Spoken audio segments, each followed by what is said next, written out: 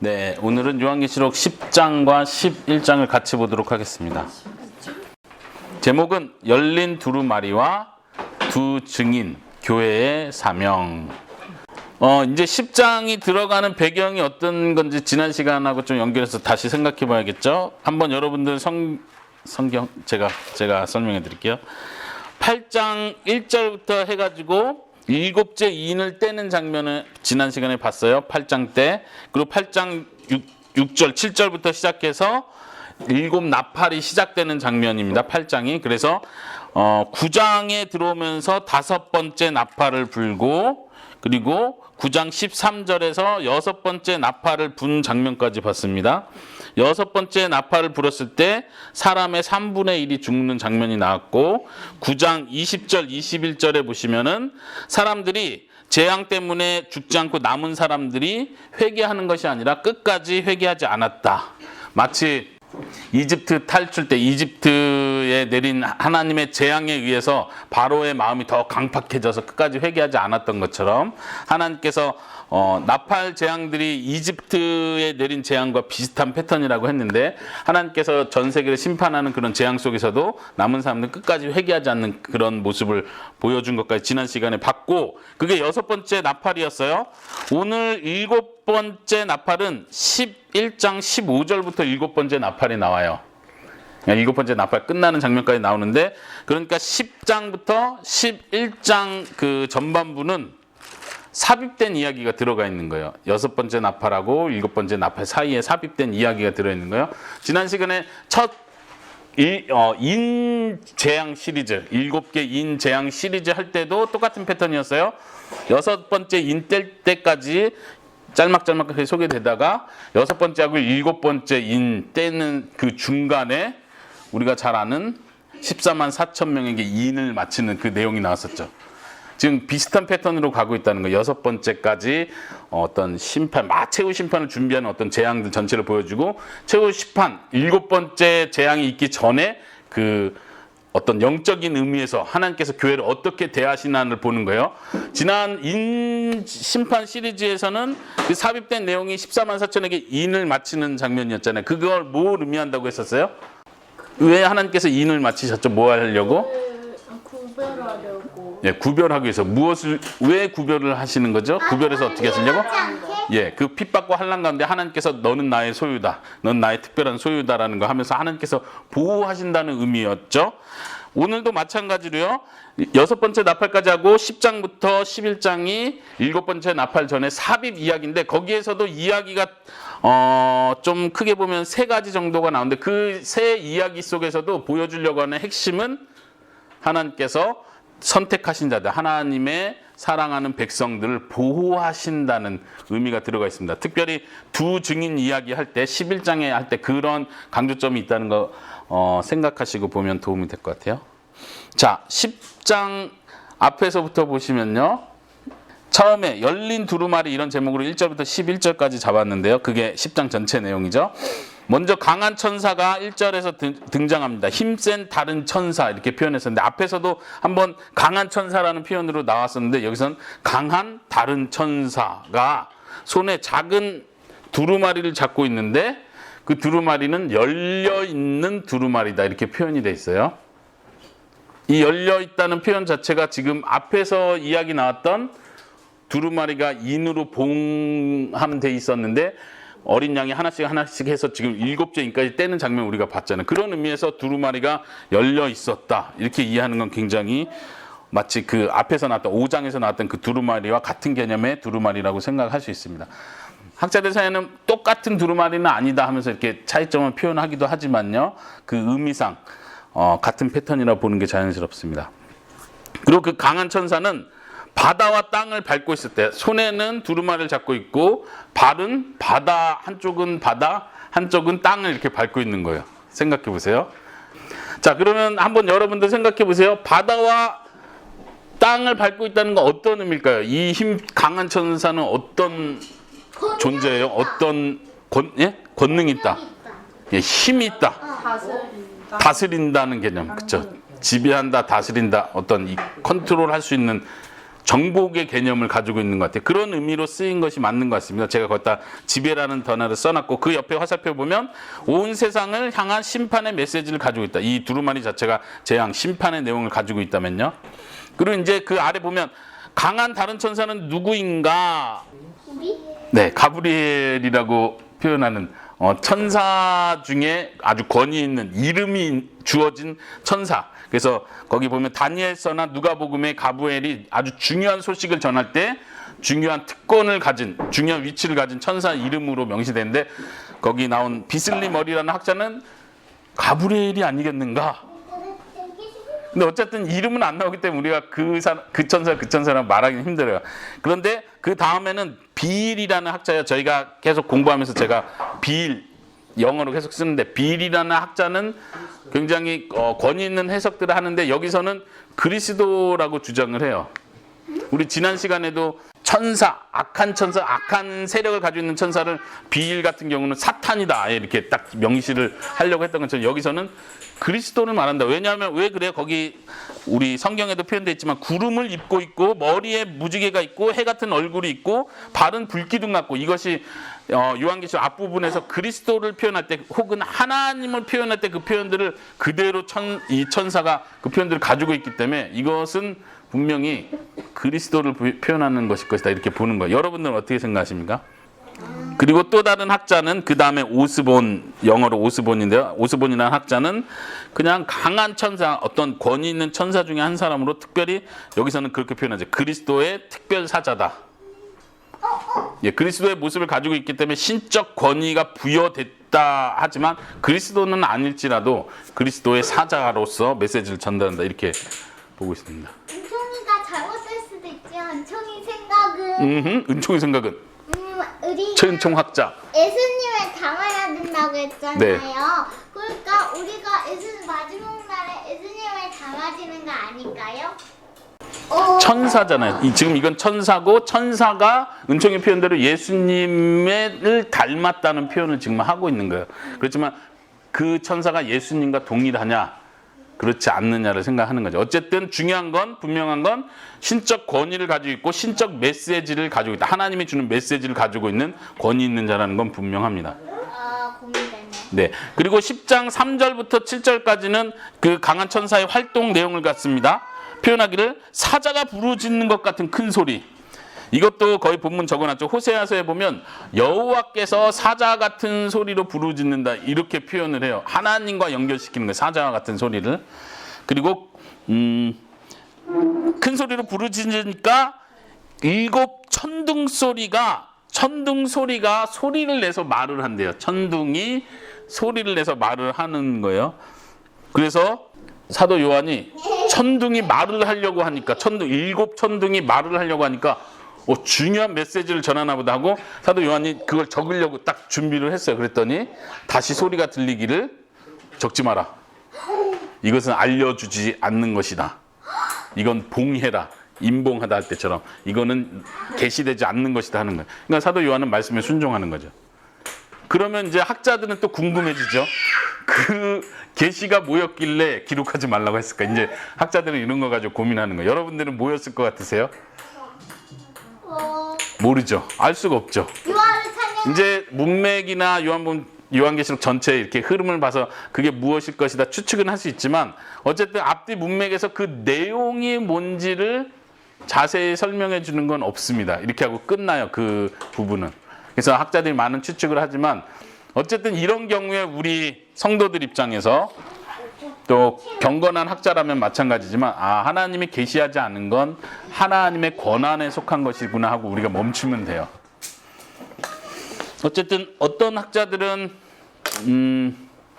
하나님이 심판을 내리다가 심판을 내리려고 하셨다 취소하는 장면을 보여주는 것이다 이렇게 해석하려고 하는 학자도 있긴 한데 또 그건 아니라고 생각하고 어떤 학자는 지금 우리가 3개의 7 심판 시리즈가 있잖아요. 인심판, 그 다음에 나팔심판, 대접심판. 근데 7 천둥 심판 시리즈도 있는데 이거는 알려주지 않은 심판 시리즈일 것이다. 이렇게 생각하는 학자도 있어요. 어쨌든 그건 우리가 답을 찾을 수는 없습니다. 어쨌든 중요한 건 여기서 거기 무엇을 의미하는가 하고 제가 써놨죠. 하나님의 주권적 통제 그리고 하나님의 때가 감추어져 있다는 걸 보여주는 건 분명합니다. 우리가 요한계시록에서 계시 드러내준다라는 내용을 우리가 계속 살펴보지만 사실 하나님께서 많은 걸 드러내주지만 정확한 때는 끝까지 알려주시지 않는 거죠. 하나님께서 계획하신 구체적인 것은 사람들에게 가리고 있다는 거, 우리가 그걸 받아들여야 됩니다.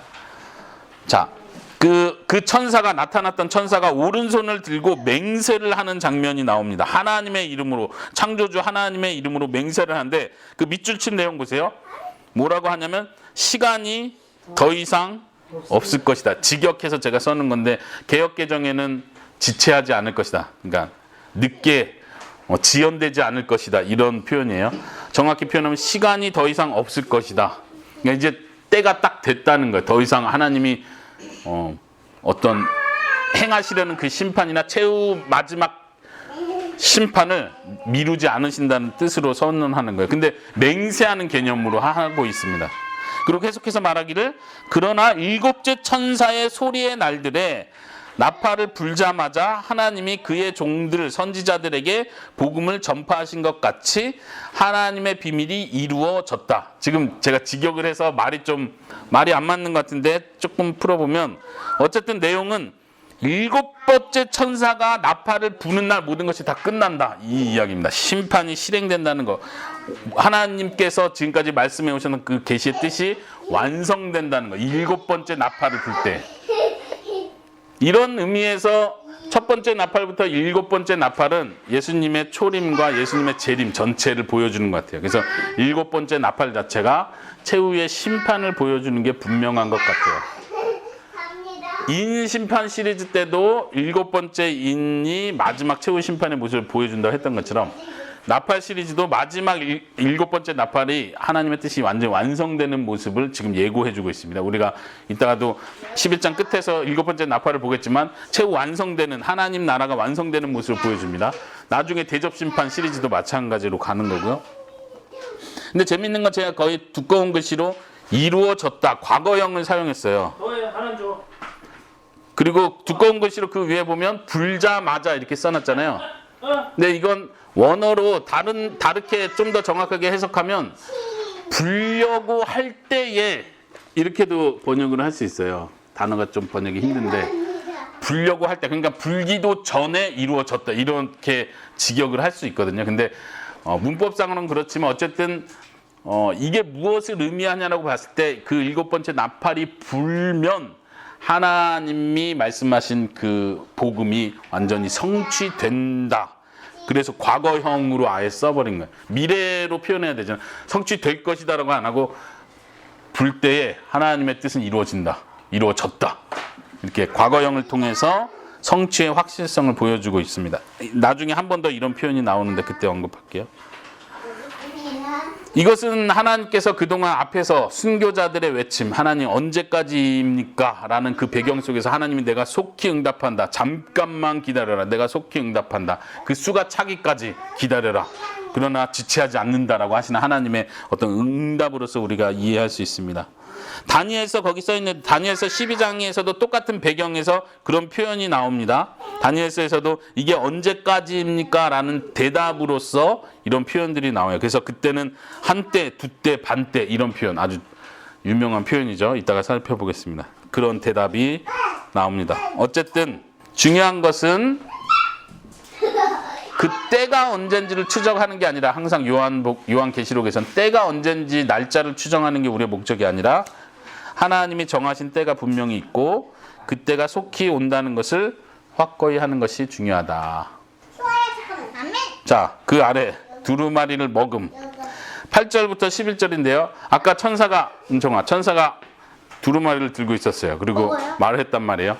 이제 마지막 나팔이 불면 끝이다. 그러니까 굉장한 권위를 가지고 지금 선포를 했는데 또 하늘에서 음성이 들리기를 사도 요한에게 음성이 들리기를 와서 이 천사의 손에서 두루마리를 취해라. 이런 음성을 들어요. 취하다는 말은 가지라 이 말이죠. 받아라. 그랬더니 사도 요한이 천사에게 가서 이거 주세요. 그랬어요. 그랬더니 천사의 대답은 받아서 먹어라. 그래서 사도 요한이 받아서 먹었어요. 그래서 먹었더니 입에서는 굉장히 달았고 속에서는 굉장히 썼다, 쓰다 이렇게 표현을 해요. 이제 거기서 이제 이게 무슨 의미들이 있을까, 무슨 의미들이 있을까 많이 설명할 텐데 제가 거의 간략간략하게 써놨습니다. 어쨌든 중요한 건 두루마리를 받아서 먹는다는 의미는 아주 분명해요. 구약에서부터 거기 표현된 대로 에스겔서나 예레미야서에 보면 이런 표현들이 아주 분명하게 나와 있어요. 하나님의 선포하라는 말씀을 받고 그걸 사명으로 생각한다는 것. 하나님 말씀을 내가 마음으로 받고 그걸 사람들에게 전한다는 의미를 가지고 있어요. 선지자들에게 하셨던 패턴대로.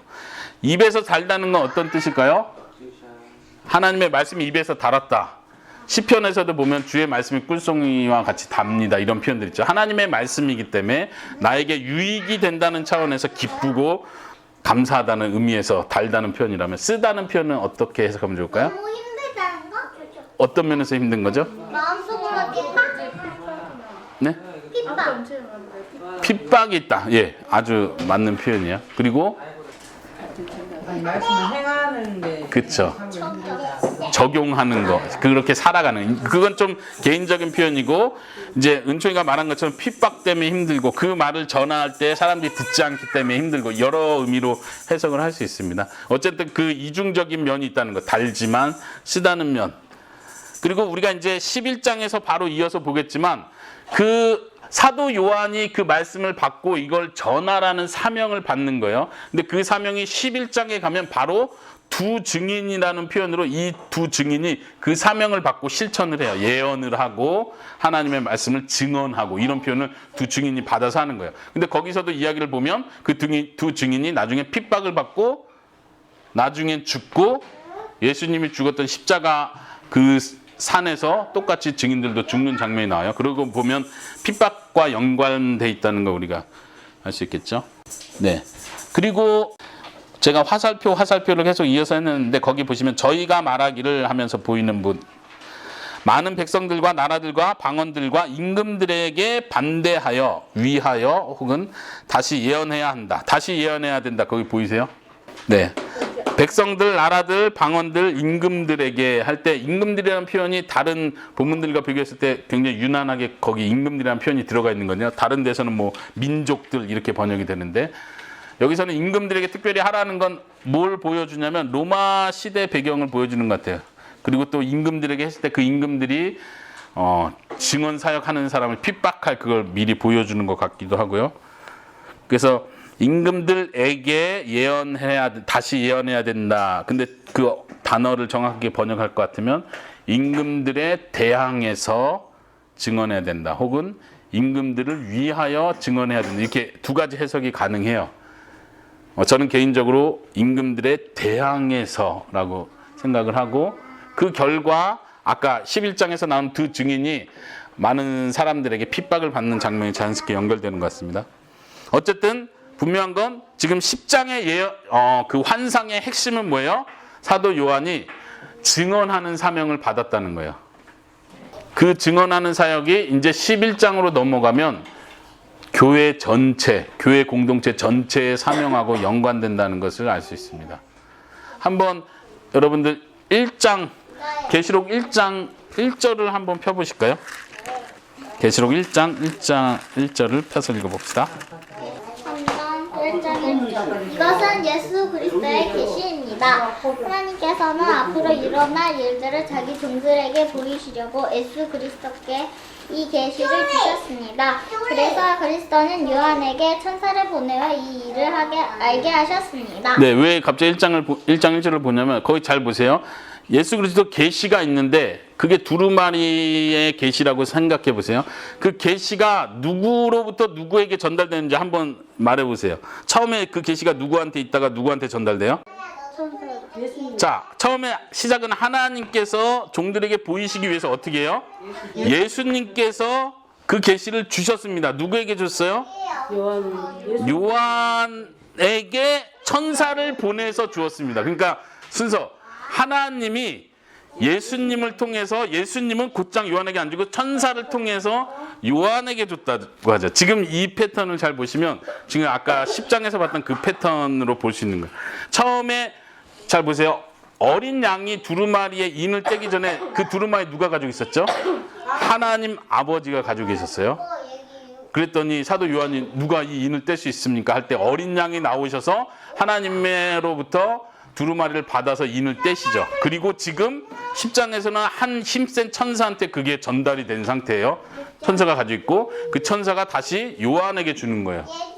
근데 여기서 끝나는 게 중요한 게 아니라 요한이 대단한 증인이고 대단한 사도다 이걸 보여주려고 하는 게 아니라 그 요한이 가지고 있는 증인으로서의 사역이 교회 공동체에게 전달된다는 거예요. 이제는 요한의 본을 받아서 요한이 1장에서 계속 그랬죠. 나는 하나님께 계시를 받아서 나의 증언 사역을 다 했다. 최선을 다했다. 그리고 내가 그 증언 사역 때문에 지금 반모섬에 끌려와 있는 상태다. 예수님도 그렇게 고난을 받으셨는데 나도 지금 그렇게 하고 있다. 그래서 지금 하려고 하는 얘기가 교회 공동체를 향해서 너희들도 바로 그 일을 해야 한다는 걸 보여주는 거예요. 자, 여기까지 좀 중요성을 이해하시겠습니까? 요한계시록 전체가 지금 그런 이야기를 하려고 하는 거예요. 먼저는 예수 그리스도께서 증언 사역을 끝까지 하셨습니다. 증언 사역이라는 건 뭐예요? 세상과 타협하지 않고 우상 숭배에 굴복하지 않고 신앙을 끝까지 죽는 순간까지 신앙을 지키는 거. 그게 이제 순교와 연관되는 거죠. 믿음을 지키는 거. 이 증언 사역. 이걸 예수님이 그렇게 하셨다는 거고 사도 요한이 그렇게 했다는 거고 이제 그 사명이 11장에 넘어가면서 두 증인으로 대표되는 교회 전체의 사명으로 전달되는 겁니다. 그래서 오늘 제목을 열린 두루마리와 두 증인하고 교회의 사명 이렇게 제가 제목을 달았습니다. 한번 11장을 보도록 할까요? 28페이지 끝부분에 있습니다. 교재 28페이지 끝부분에 보면 성전을 측량하다. 11장 1절부터 2절이 또 다른 이야기를 짧지만 하고 있습니다. 그 이야기의 내용은 뭐냐면은 요한에게 지팡이 같은 갈대가 주어집니다. 신적 수동태로. 근데 지팡이 같은 갈대는 오늘날 말로 하면 줄자처럼 이렇게 어떤 길이를 측량할 수 있는 자예요. 그게 주어져서 음성이 나기를 하나님의 성전과 제단과 그 안에 경배하는 자들을 측량해라 이런 음성이 들리고 그렇지만 성전 바깥에 있는 것은 측량하지 말고 버려두어라. 왜냐하면 이것은 이방 나라들에게 주어졌기 때문이다. 다시 말하면 핍박을 받고 더럽힘을 받고 공격을 당하게 될 것이다. 이 뜻이에요. 반대로 성전과 제단과 그 안에 경배하는 자들 측량하라는 말은 측량하라는 이 표현도 거기 나온 것처럼 에스겔서나 스가랴서 이런 구약의 개념에서 하나님의 보호하심을 의미하는 뜻이에요. 예, 그쵸. 심판의 배경에서도 이해할 수 있는데 보호하심의 의미가 더 크다는 거예요. 거기 이제 구절을 적어놨는데 한번 찾아보시면 좋겠습니다.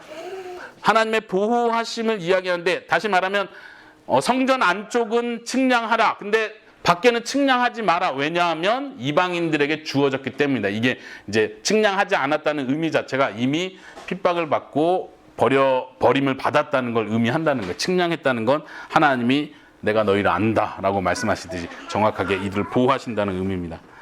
근데 그 밑줄 친 부분 성전과 제단과 그 안에 경배하는 자들은 전체 이 세 표현이 교회를 의미하는 것 같아요. 물론 학자들마다 당연히 많이 다르겠죠. 그 아래 여러 해석들을 쭉 적어놨는데 이 부분이 해석이 굉장히 어려워요. 왜냐하면 요한계시록 전체를 보는 우리 서론에서 했던 어떤 관점으로 요한계시록을 보느냐에 따라서 해석이 이 부분에서 다 달라지고 그다음에 더 중요한 건 그 버림받은 날짜가 기간이 42달 동안 짓밟힐 것이다. 이렇게 해서 이 42달이 뭘 의미하느냐에 따라서 해석이 또 다 달라져요. 그래서 일단은 제가 적어놓은 거는 그 여러 해석들 보통 5가지, 6가지로 나눠진데 그 해석들을 좀 정리해놨고 한번 그 해석들을 보도록 하겠습니다. 그리고 우리가 어떤 해석을 받는 것이 자연스럽고 무리하지 않는 건지 살펴볼게요. 그 아래 여러 해석들 첫 번째는요. 예, 이건 세대주의. 세대주의라고 했을 때는 세대주의는 문자적 해석을 굉장히 중요시하는 모든 걸 다 문자적으로 가려고 하는 거예요. 그래서 여기서 유대인의 회심할 때 그 성전에 있는 자들을 측량하라 했으니까 이 성전에 있는 자는 당연히 유대인인 거예요. 그러니까 유대인을 하나님께서 선택하시고 구원하시고 보호하신다는 뜻이고 또 성전이 파괴되지 않도록 했으니까 성전이 다시 재건되는 걸 의미한다. 근데 그 성전은 이스라엘에 있는 지금 그 성전을 가리킨다고 보는 거예요. 문자적 해석을 하기 때문에. 우리는 무리가 있다고 생각하는 거죠. 이 요한계시록 전체를 문자적 해석으로 가져가려고 하기 때문에 일단 문제 있다고 생각하고, 두 번째는요, 예루살렘 성전 파괴를 의미한다. 이건 AD 70년 실제로 예루살렘 성전 파괴됐을 때를 의미한다고 보는 거예요. 근데 이것도 말이 안 되는 건 뭐 지성소는 파괴 안 하고 가만 놔두진 않았죠. 그때 지성소까지 AD 70년에 모든 성이 다 성전이 무너졌기 때문에 이것도 맞는 것 같진 않아요. 세 번째 해석은 최후의 환란 때에 보호받는 믿는 유대인과 버림받은 불신자 유대인을 말한다. 이거는 이제 수정된 미래주의라고 했는데, 미래주의의 특징은 뭐였어요? 미래주의는 요한계시록에 나온 모든 이런 재난들이 종말, 예수님이 오시기 바로 직전에 일어날 이야기들을 쭉 모아놓은 거다. 그러니까 오늘날 시대나 뭐 과거 1000년 전 이 시대하고는 상관없다라고 봐버리기 때문에 일단 무리가 있지만, 수정됐기 때문에 상징성과 문자성을 같이 가져오려고 하는 거예요. 그래서 성전을 측량하라 할 때는 이거는 유대인인데 믿는 유대인을 가리키고, 버림받은 바깥마당도 성전이긴 성전이니까 배교한 유대인 혹은 불신자 유대인을 가리킨다. 이렇게 상징성과 문자성을 같이 가지고 오는 거예요. 그러니까 유대인이라는 건 문자 그대로 받으려고 하는 거고, 믿지 않는 유대인 혹은 믿는 유대인이라고 할 때는 상징성을 같이 또 결합을 한 거예요. 네 번째는요, 넘기셔서 29페이지. 네 번째는 초림과 재림 사이에 있는 교회에 대한 핍박과 보호를 의미한다. 이건 상징주의로 해석을 할 때 이렇게 보는 거예요. 이 핍박의 기간 자체, 소위 말하는 42달 전체를 초림과 재림 사이에 온 교회가 핍박과 함께 승리를 맛보고 있는 그 전체 기간이라고 보고, 그리고 그 안에 핍박도 있지만 하나님의 보호하심, 아까 측량한다는 것 자체에서 보호하심도 있고 버림받는 것도 있다라고 보는 거예요. 그 버림받는 바깥 땅이 배교하는 교회일 수도 있고, 혹은 믿지 않는 불신자 세상을 말할 수도 있고, 여기선 좀 많이 의견이 또 달라지는 거죠. 그 다음에 마지막 다섯 번째는 좀 종합적으로 보는 거예요. 오스본이라는 학자가 그렇게 본 건데, 역사의 마지막 시기이면서 동시에 당시와 현재 성도들의 고난을 의미한다. 당시라는 건 과거주의를 말하는 거예요. 그때 당시. 그리고 현재 성도라니까 또 상징적으로 또 해석을 하는 거예요. 그러니까 이게 다 포함된다고 보는 거예요, 오스본은. 저는 개인적으로 오스본의 해석이 더 포괄적이고 다 포함할 수 있다는 의미에서 더 괜찮지 않나 생각을 합니다. 다 종합적으로 보려고 하는 거죠. 뭐 하나를 딱 의미한다, 이거 외에는 다른 의미가 없다, 이렇게 보는 것 자체가 무리일 수 있다고 보는 거죠. 그 다음 42달 개념도요, 앞으로도 좀 계속 나오는 단어이기 때문에 그때그때 보도록 할 텐데, 거기 보시면은 핍박의 기간을 상징한다. 근데 이게 실질적인 42달이냐? 당연히 세대주의자나 문자적으로 해석한 사람들은 실제적으로 42달 동안 이 세상 전체에 그리스도인들을 전 세계적으로 핍박하는 엄청난 핍박의 기간이 있을 것이다. 42달. 42달이면 몇 개월이죠? 몇 년, 몇 개월이죠? 42달이면? 3년? 6개월. 그래서 3년 반 이런 표현. 다니엘서에 한때 두때 반 이런 표현. 3년 반을 말하는구나. 3년 6개월을 말하는. 그리고 날짜로 계산하면 1260일이라는 표현이 12장 6절, 11장 3절에 또 똑같이 나오는 거예요. 그러니까 이게 그 뜻이구나. 실제로 핍박 기간이 하나님이 너무 정확하게 말해주시니까 이건 진짜 맞다라고 보는 거야. 문자적 해석이죠. 그러나 상징적으로 해석하는 사람은 어떻게 하겠어? 그게 정확한 날짜를 말했지만 그렇다고 해서 이게 진짜 그 날짜만큼 핍박이 있다는 얘기가 아니라, 우리 그리스도인들이 살아오는 1세기 초기 기독교인도 마찬가지고, 과거 종교개혁 시대도 마찬가지고, 부흥의 시대가 있을 때도 마찬가지고, 계속 핍박이 지금까지 있었지 않느냐. 근데 예수님이 오기 바로 직전에만 3년만 바짝 핍박이 있을 거라 생각하는 건 좀 너무 어거지라고 보는 거예요. 그렇게 보는 의미는 그럼 42달을 왜 상징적으로 봅니까? 이렇게 물어볼 수 있겠죠. 무슨 상징입니까? 이렇게 물어볼 수도 있겠죠.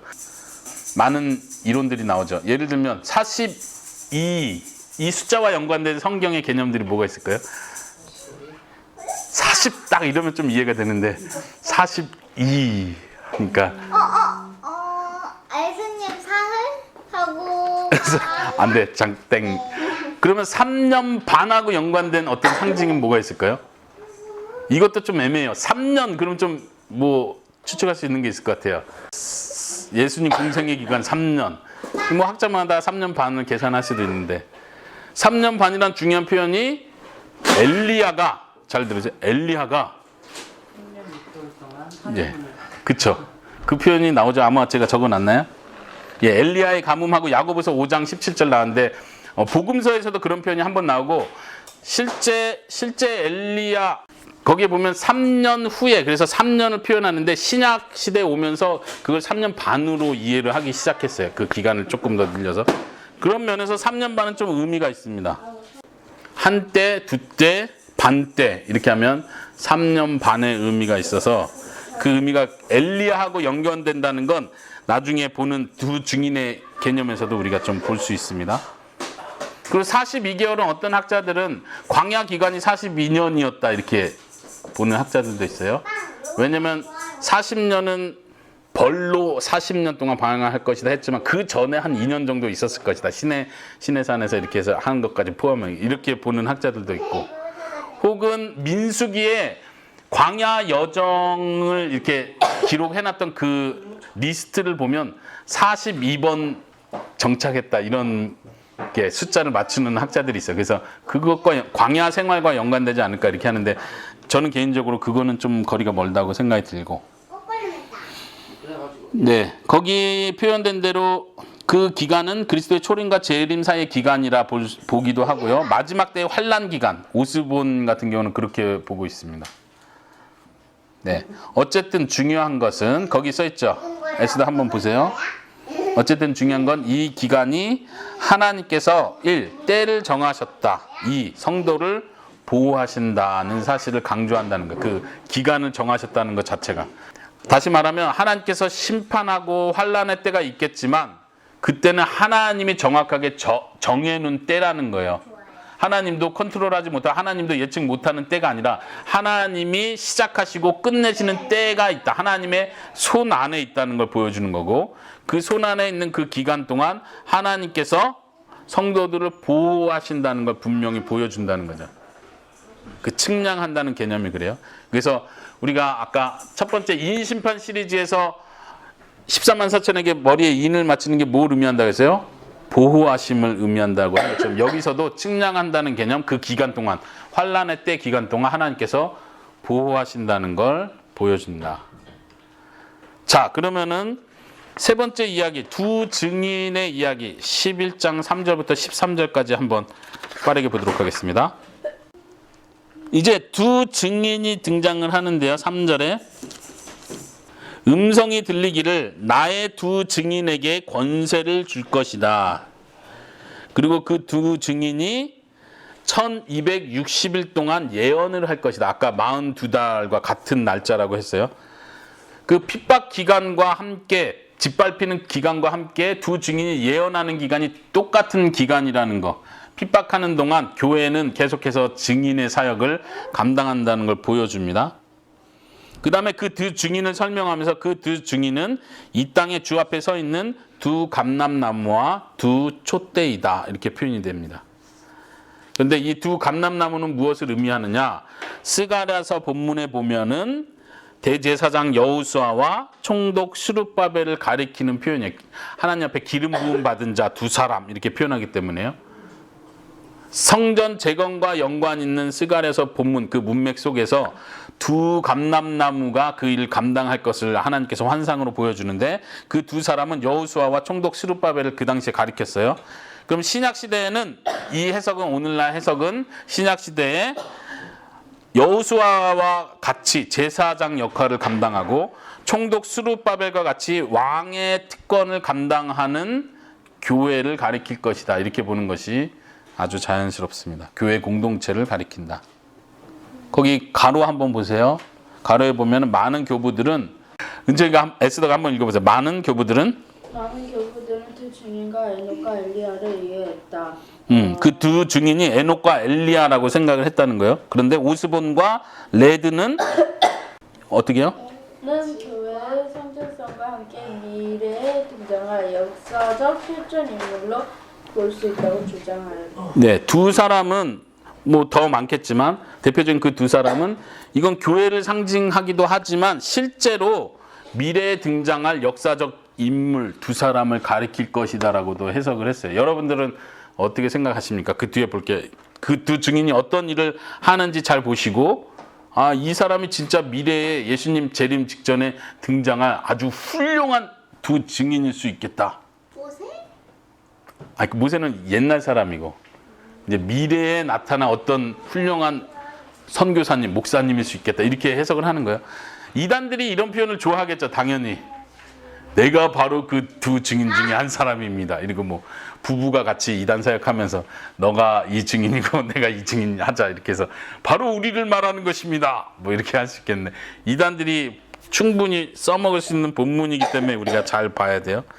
어쨌든 그 두 증인이 하는 일이 지금 두 증인의 권세하고 11장 5절부터 6절 내용이에요. 뭐가 나오냐면 불이 그 두 증인의 입에서 나와서 그 두 증인을 괴롭히려고 하는, 해를 입히려고 하는 사람들을 태워버려요. 엄청난 권세를 가지고 있죠. 뭘 의미할까요? 그리고 그 두 증인이 예언하는 동안 비가 오지 못하게 하기 위한 하늘을 닫는 권세를 가지고 있어요. 엄청난 권세를 가지고 있는 거죠. 엄청난 권세를 가지고 있는 증인이에요. 누가 생각납니까? 예, 성경을 좀 아는 분은 엘리야를 바로 떠올리죠. 아까 3년 반이라는 개념도 아까 42달 하면서 3년 반이라는 개념도 엘리야가 비가 오지 못하게 했던 그 기간인데 여기서도 두 증인의 역할이 지금 엘리야를 그대로 표현해 주는 것 같아요. 엘리야가 불을 내렸던 기억이 있나요? 네. 네, 그쵸. 제단을 태워버리는 일을 했었죠. 불을 내리는 일을 했었고 거기 본문에도 제가 왕하 1장 10절부터 12절 이렇게 표현했는데 이때도 왕의 부름을 받고 엘리야를 부르러 온 군사들을 엘리야가 불을 내려서 군사들 사람을 태워버리는 일이 두 번에 걸쳐서 표현이 되고 있어요. 그러니까 이 본문과 굉장히 연관이 되면서 엘리야를 표현하는 것 같아요. 그리고 그 두 증인이 하는 일이 또 있는데 거기 계속 이어서 보세요. 물을 피로 변하게 하는 권세가 있대요. 누구를 가리키는 것 같아요? 그렇죠. 이건 굉장히 상징성 있는 표현이라는 거예요. 그러니까 엘리야 선지자와 모세 선지자를 표현하면서 두 증인이라고 지금 표현하고 있고 그 역할을 교회들이 감당하고 있다는 걸 오늘날 보여주려고 하는 것입니다. 그리고 거기 계속 보니까 물을 피로 변하게 하는 권세도 있고 또 여러 재앙으로 땅을 치는 권세가 있대요. 모세를 계속해서 보여주는 것 같아요. 10가지 재앙을 내렸던 그 모세. 실제로 유대 문헌에서는 모세와 엘리야는 메시아의 왕국이 도래하는 그때에 다시 등장할 선지자라고 믿었어요. 유대인들의 사상 속에서는. 그러니까 그 두 증인의 이야기를 유대인들이 들을 땐 모세와 엘리야를 얘기하는 건가? 모세와 엘리야가 다시 온다는 얘기구나. 그렇게 생각했겠죠. 그렇지만 실제로 모세와 엘리야라는 그 인물이 실제로 다시 온다는 건 아니죠. 지금 이 문맥 안에서 우리는 교회의 역할이라고 이해를 합니다. 교회 공동체의 역할이라고 이해를 하는 것이죠. 은총이 질문? 제가 아까 모세라고 했을 때 아니라고 했잖아요. 그러니까 아빠가 미래로 해서 두 사람이 증언한다고 했는데 모세는 그런 상징했지만 아니라고 했잖아요. 그러면 실제로 모세가 온다는 얘기는 아니라는 거죠. 모세가 죽었던 모세가 하늘에서 다시 내려온다는 뜻이 아니고 모세와 같은 역할을 하는 교회가 하늘의 권세를 가지고 있죠. 하늘의 열쇠를 맡은 권세를 교회가 공동체적으로 가지고 있죠. 이런 의미에서 이해할 수 있다는 겁니다. 오케이? 자, 그 다음 단락에 보면 두 증인의 죽음과 부활과 승천. 그 두 증인이 거기 보면요. 증언의 사역을 완수할 때에 개역개정에는 증언의 사역을 마칠 때 이렇게 했는데 원어로는 완수한다는 뜻이에요. 그 사역을 다 완수하고 나니까 이제 순교를 당하는 거예요. 우리 보통 그런 말 많이 하잖아요. 사명이 남아있으면 안 죽는다고. 그게 이제 이런 표현에서 나온 표현인 것 같아요. 증인이 증언 사역을 다 감당할 때에 사람들로부터 죽임을 당해요. 예수님처럼. 그리고 죽임을 당하고 3일 반을 그냥 길거리에 이렇게 널브러진 상태로 사람들이 쳐다봐요. 굉장히 수치를 의미하는 거예요. 그 당시에 죽은 시체를 장사하지 못한다는 건 그 시체에 대한 그 존재에 대한 완전 모독, 수치를 표현하는 거였거든요. 그러니까 이 사람들이 싫어해서 너희가 예언했던 그 말이 너무 듣기 싫었는데 죽고 나니까 장사 지내지도 못하게 만들고 3일 반을 사람들이 다 구경할 수 있도록 부끄러움, 수치를 주는 거죠. 그런 일을 그 두 증인이 당합니다. 그런데 하나님께서 이 두 증인에게 생기를 불어넣으셔서 제가 거기 표현하기는 생명의 영이라고 표현했어요. 생명의 영을 불어넣으셔서 그들 속에 들어가서 그들이 다시 살아납니다. 이놈들 나를 감히. 예, 그리고 사람들이 깜짝 놀라는 거죠. 죽은 시체를 구경하고 있다가 깜짝 놀라고 하늘에서 소리가 들리기를 올라와라. 그래서 아까 표현한 대로 그 두 증인이 살아난 증인이 하늘로 올라가는 걸 또 사람들이 봅니다. 그 사람들이 막 두려워합니다. 그 다음에 일어나는 일이 뭐가 일어나요? 예, 구름 가운데 올라가요. 근데 여기도 개역개정이나 쉬운 성경 어떻게 되는지 확인 안 해봤는데 구름을 타고 올라간다 이렇게 표현해서 자꾸 우리는 구름 탄 손오공을 자꾸 생각하는데 구름 가운데라고 번역을 해야 돼요. 구름 가운데 올라갑니다. 이게 휴거를 의미하느냐 이거 논할 필요가 있는데 휴거라는 건 말 뜻 자체는 들려 올라간다 이런 한자예요. 그렇죠?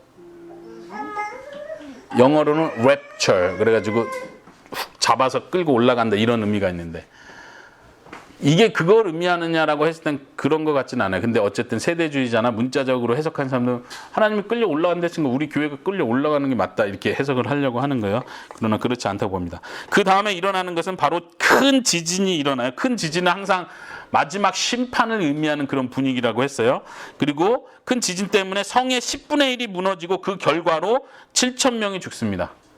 이게 지금 6째 나팔의 이야기하고 이어진다는 걸 생각할 때 우리 여리고성 이야기 지난 시간에 했었죠. 나팔을 불고 마지막 나팔까지 불었을 때 어떤 일이 일어나요? 성이 무너지고 정복되죠. 여기서도 나팔 6번째 나팔을 불었을 때 성의 10분의 1이 무너지면서 7,000명의 사람이 죽는 걸 보여줘요. 10분의 1이나 7,000명이라는 이 숫자는 하나님이 지금 통제하고 있다. 혹은 부분적으로 심판하신다. 혹은 아직 남아있는 자들이 있다는 걸 보여주는 의미인 것 같아요. 그리고 그 남은 자들이 두려워하여 영광을 하나님께 드렸다. 여기 요한계시록에서 처음으로 남은 자들이 회개하는 것 같은 장면을 보여주는 장면이에요. 요한계시록 전체에서. 지금 그 전에 우리가 살펴봤지만 남은 자들이 끝까지 회개하지 않았다 이런 모습을 봤었잖아요. 강팍하게 했다 바로처럼. 근데 여기서는 그 두 증인이 끌어올려져 가고 그걸 보고 놀란 사람들이 지진이 나고 성이 무너지고 7,000명이 죽는 그 장면까지 왔을 때 두려워해서 하나님께 영광을 돌렸다. 자, 그러면 여기서 질문이 그 다음에 있죠. 그 사람들이 두려워서 영광을 돌린 건 진정으로 회개한 것일까요? 아니요. 둘 다 가능하다고 생각해. 어떤 의미에서? 그 뭐지 사람이 모두 다 한 통합된 마음으로 노라던가 아니면 예스가 아니라 사람마다 다르잖아. 두려워하고 영광 돌린 사람 중에 진짜 믿음으로 회개로 그렇게 하는 사람 있고 그렇지 않은 사람도 있었을 것이다. 그냥 네, 좋아요. 최고예요. 근데 대부분 벌 그런 받았을 것 때 같아. 아무 막 예를 들어서 아빠가 너희들 사과회 했을 때 맨날 맞을까봐 미안해. 무서워서 그쵸? 미안해 막 이런 거. 그냥 그쵸?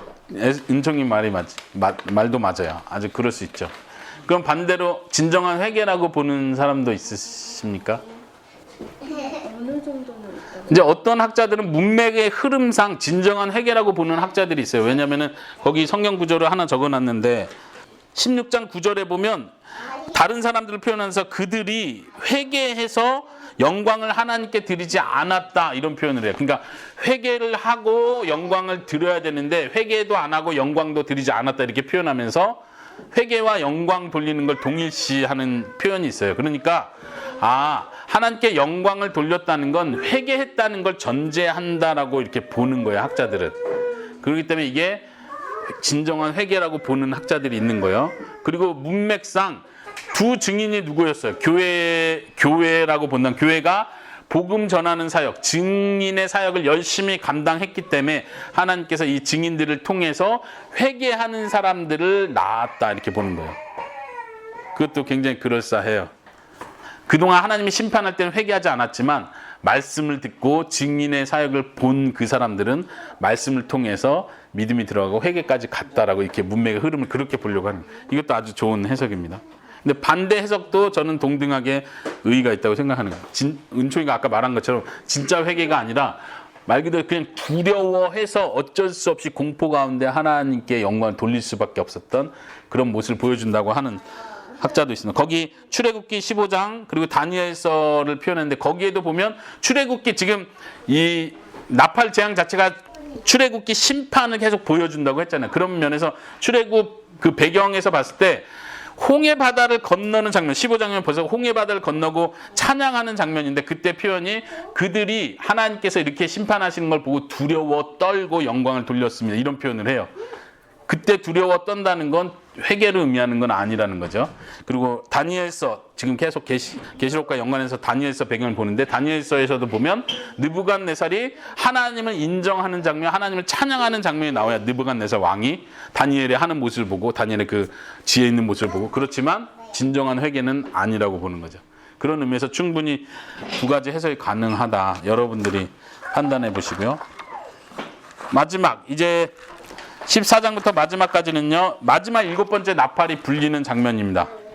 두 번째 화가 지나갔다. 이제 세 번째 화가 남았고 속히 오고 있다. 그 표현이 현재형으로 지금 마지막 화가 마지막 재앙이 속히 지금 오고 있다. 이렇게 표현을 해요. 마치 예수님이 속히 오고 있다. 현재형으로 표현하셨던 것처럼 지금 마지막 화는 7번째 나팔은 마지막 재앙과 마지막 최후 심판과 동일하다는 개념에서 아주 의의가 있습니다. 7번째 천사가 나팔을 불렸을 때 찬양의 소리가 들립니다. 하늘에서 세상 나라가 우리 주와 그리스도의 것이 되었다. 여기서도 과거 형태로 표현을 해요. 세상 나라가 이미 그리스도의 나라가 되었다라는 걸 표현해요. 미래형을 굉장히 확실하게 강조하는 표현입니다. 그리고 그가 세세토록 다스릴 것이다. 아멘. 그리고 24장로가 엎드려서 하나님께 경배를 하면서 표현합니다. 잘 보세요. 감사합니다. 주 하나님. 어딘지 아세요? 네. 같이 한번 읽어봅시다. 그 번역한 걸로 시작. 감사합니다. 주 하나님 전능하신 분이시여 지금 계시고 지금까지 계셔 오신 왜냐하면 큰 권능을 잡으셨고 다스리셨기 때문이다. 또 그 나라들이 분노하기 때문입니다. 그래서 주님의 진노와 때가 왔습니다.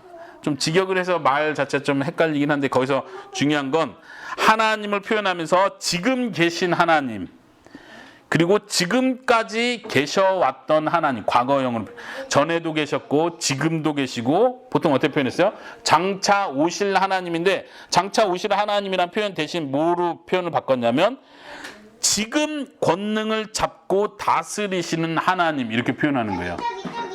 그러니까 이미 장차 오실 하나님이 이미 오셨다는 걸 얘기하는 거예요. 오셔가지고 지금 다 권능을 잡으셨다는 얘기를 하는 거죠. 그러니까 마지막 나팔 자체가 하나님 나라의 완성을 지금 보여주고 있다는 거예요. 그런 의미에서 인재앙, 나팔재앙, 그 다음에 대접재앙 이렇게 시간 순서가 아니라 계속 그 최후의 심판을 그때그때 보여준다는 거죠. 그리고 마지막 나라들이 분노하기 때문에 하나님이 진노하십니다. 이런 표현, 그 분노와 진노라는 단어를 이렇게 같이 쓰고 있다는 거. 시편 2편의 내용을 인용하고 있습니다. 마지막 결과 19절입니다.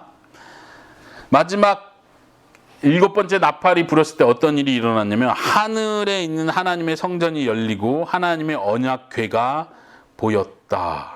이게 이제 뭘 의미하는지 또 많은 의미가 있겠죠. 언약궤는 잃어버렸다고 생각했던 거예요. 근데 그 잃어버린 언약궤가 하늘 성전에 있었다. 이 언약궤 자체는 하나님의 은혜를 강조하고 하나님의 임재를 강조하는 상징이었죠. 그리고 그 다음 일어나는 일은 번개들이 치고 음성들이 들리고 천둥들이 소리치고 지진이 일어나고 또 큰 우박이 일어났다. 우박이 내렸다 이렇게 표현을 합니다. 최후 심판을 보여주는 그림을 우리가 보게 됩니다. 자, 적용에서는 두 가지 마지막 봅니다. 교회에 증인 사명이 있다는 거 우리가 기억할 수 있기 바랍니다.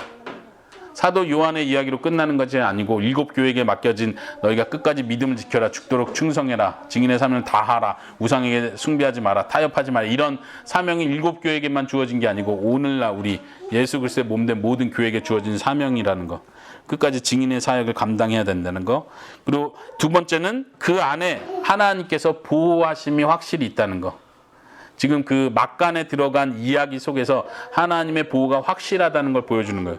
더 중요한 건 그 두 증인의 이야기를 다시 생각해 보세요. 두 증인이 죽었습니다.